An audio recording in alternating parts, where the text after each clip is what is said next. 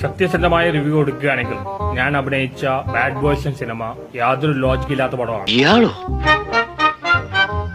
ഇയാളെന്താ ഇവിടെ? ഇയാളെ എനിക്കറിയില്ല, നിനക്കറിയാടാ? അത് ഇയാളെ എവിടെയോ കണ്ടിട്ടുണ്ട്. ആരാണ് ഈ റാസ്കൽ? Bloody fool! ഇവന് സിനിമയെ കുറിച്ച് എന്ത് കിഴങ്ങാണ് അറിയാവുന്നത്? ഞാൻ ആരാണ്? ഒരാള് ഇപ്പൊ ഞാൻ പറയട്ടെ, ഇത് കാണുന്ന പ്രേക്ഷകർ എന്താ വിചാരിച്ചിട്ടുണ്ടാവാ? ഞാനും ഷാനും കൂടിയിട്ട് അവനെ പറ്റിച്ചേക്കെന്നല്ലോ വിചാരിക്കും. ക്ലീഷേ മൂവിയാണ്, മാസ് മസാല ഫിലിമാണ്. ഇവൻ ഇവിടെ നിന്നു ഇതൊരു ഒഴിയാ ബാധയല്ലോ. ഈ പൊണ്ടാരം എന്നെ തൊലച്ച് അടങ്ങി. ഇവന് ഞാൻ എന്താ ചെയ്യാ?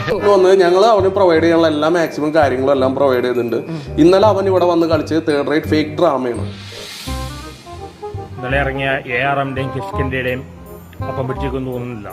ഇവന് ഇങ്ങനെ ഒരു കടുങ്കൈ ചെയ്യുന്ന ഞാൻ വിചാരിച്ചില്ല. നിനക്കിതെങ്ങനെ സഹിക്കാൻ കഴിയും ജോസേ? ജോസേ അങ്ങോട്ട് കൂടി. ഞാൻ അഭിനയിച്ച പടമാണെങ്കിൽ ഞാൻ സ്പെഷ്യലായിട്ട് റിവ്യൂ കൊടുക്കും. തുടക്കം മുതൽ കാണാൻ പറ്റിയില്ല.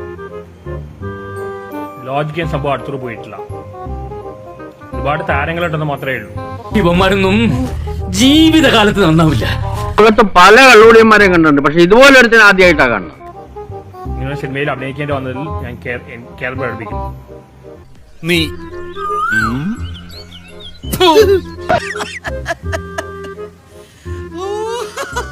സത്യസന്ധമായി നിഷ്പക്ഷമായിട്ട് പറയുകയാണെങ്കിൽ ബാഡ് ബോയ്സ് പടം എനിക്ക് ഇഷ്ടപ്പെട്ടില്ല.